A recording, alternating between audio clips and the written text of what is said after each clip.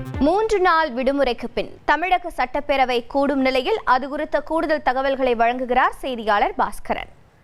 பாஸ்கரன் வணக்கம். தமிழக சட்டப்பேரவையில் இன்று என்னென்ன அலுவல்கள் நடைபெற இருக்கின்றன? எதிர்க்கட்சிகள் ஏதேனும் திட்டம் வைத்திருக்கிறார்கள்? விவரங்கள் என்ன?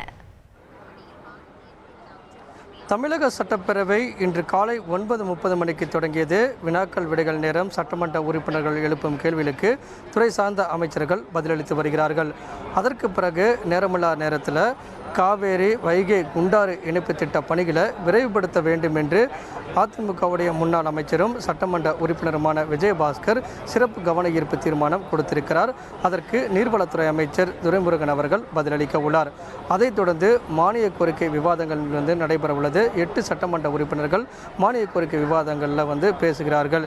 இன்று நெடுஞ்சாலை மற்றும் பொதுப்பணித்துறை மீதான மானிய கோரிக்கை விவாதங்கள் நடைபெற உள்ளது. அதற்கு பதிலுரையை அமைச்சர் ஏவாவேலு கல்யாணம் இல்ல, நான் பிசினஸ் ஸ்டார்ட் பண்ண போறேன். எப்படி? பாஸ் வாலா பி தி பாஸ் உள்ளார்.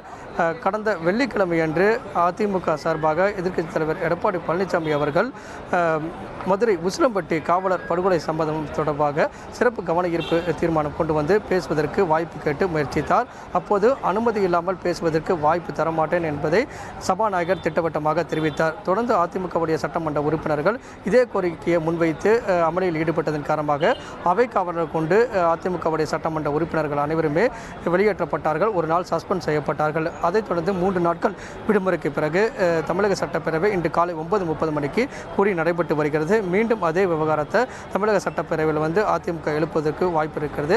அதே நேரத்தில் சட்ட ஒழுங்கு பிரச்சனைகள் தொடர்பாக இன்றும் சிறப்பு கவன ஈர்ப்பு தீர்மானம் கொண்டு பேசுவதற்கு அதிமுக முயற்சி செய்வதற்கு வாய்ப்பு இருக்கிறது. அந்த வகையில் தான் தமிழக சட்டப்பேரவை இன்று காலை 9:30 மணிக்கு தொடர்ந்து நடைபெற்று வருகிறது. தமிழக சட்டப்பேரவை தொடர்பான விவரங்களை வழங்கியதற்கு நன்றி பாஸ்கர்.